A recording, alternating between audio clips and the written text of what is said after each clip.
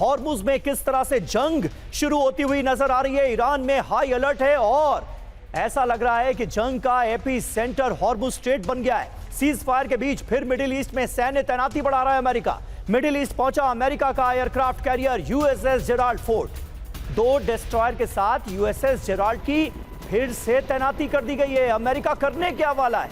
दूसरी वार्ता फेल होते ही यूएसएस जेराल्ड से हमला हो सकता है, यह रिपोर्ट में कहा गया है। यूएसएस जॉर्ज बुश भी मिडिल ईस्ट की ओर रवाना हो गया है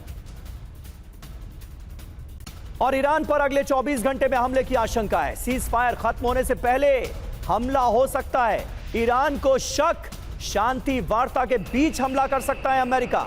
सरप्राइज अटैक की तैयारी में है अमेरिका। अमेरिकी हमले की आशंका पर एक्सियोस की ये रिपोर्ट सामने आ रही। तो क्या ईरान पर नए हमले का काउंटडाउन शुरू हो गया है? ईरान पर अगले 24 घंटे में हमला कर सकता है अमेरिका। जी हां, मंगलवार रात सीज फायर खत्म होने से पहले हमले का अलर्ट। ईरान को शक है कि बातचीत के जरिए एक तरह का जाल बिछाया जा रहा है। अमेरिका फिर से विश्वासघात कर सकता है। शांति वार्ता के दौरान हमला कर सकता है अमेरिका। हमले के लिए ही मिडिल ईस्ट में अमेरिका ने सैन्य तैनाती बढ़ा दी है। डिएगो गार्सिया में 4 अमेरिकी बॉम्बर्स हमले के लिए बिल्कुल रेडी मोड में रखे गए। यूएसएस जेराल्ड फोर्ड को भी मिडिल ईस्ट वापस भेजा गया है, यानी कुछ बड़ा करने की तैयारी में है अमेरिका।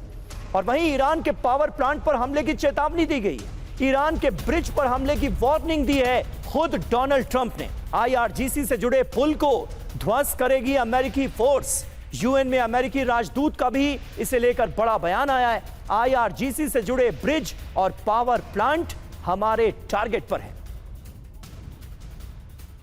के सिन्हा साहब हमारे साथ मौजूद हैं। सिन्हा साहब, अमेरिका की इस धमकी को कैसे देखा जाए? क्या अभी तक अमेरिका को यह समझ नहीं आया है कि ईरान को डराकर धमकाकर सरेंडर मोड में नहीं लाया जा सकता किसी भी कीमत पर? बहुत सही फरमा रहे हैं। देखिए, ईरान ने 40 दिन के वॉर में और उसके पहले 12 दिन की जो वॉर हुई थी, इसने एस्टैब्लिश कर लिया है कि they can't be defeated like this until unless आप ग्राउंड फोर्सेस जो आप ला नहीं सकते। आप एम्फीबियस लैंडिंग करना चाहते हैं तो इस तरह से टोकनिज्म करके आप उनको घुटने में नहीं लाएंगे, क्योंकि वहां के लोग 9 करोड़ लोग अब पूरे के पूरे सजग। देखिए, बात यह है कि आपने बताया कि जेराल्ड फोर्ड फिर से आ गया है। वो मेडिटेरियन से होकर के रेड सी में आया है कल ही, और रेड सी में हूती भी बल अल मंडेब में लगाना चाह रहा है। यदि इन्होंने किया ज्यादा देर तक और ये बातचीत नहीं चली और वहां पर उनका ये इफेक्टिव रहा जो स्टेट ऑफ हॉर्मुज में इन्होंने लगाया है नेवल ब्लॉकेट, तो वहां पर वो उसको चोक करेंगे। तो ये अमेरिका जानता है। अमेरिका ये चाहता है कि नहीं, हम कुछ करेंगे, शायद ये फिर से घुटने में आ जाए। कुछ लोग ऐसा ईरान में मैसेजिंग कर रहे हैं, उनको ऐसा लगता है कि शायद ये जो उनकी आई है अभी जो रिजीम है, कहीं उसमें दरार है, पर ऐसा नहीं है। ये नैरेटिव है, नैरेटिव पैदा किया जा रहा है। ईरान मेरे अनुसार पहले दौर में 21 घंटे की बातचीत में जो उसने दिखाया है कि एब्सोल्युटली वो इंटैक्ट है, पूरे के पूरे सोच विचार करके वो बातें कर रहे हैं जो कर रहे हैं। बीच में एक खबर आई थी कि जब 16 तारीख को जब इन्होंने वहां सीज फायर किया लेबनान में, तो उन्होंने राशि ने कर दिया कि हाँ, हम भी इसको सीज फायर यहाँ से हटाते हैं, स्टेट ऑफ हॉर्मुज को खोल दिया।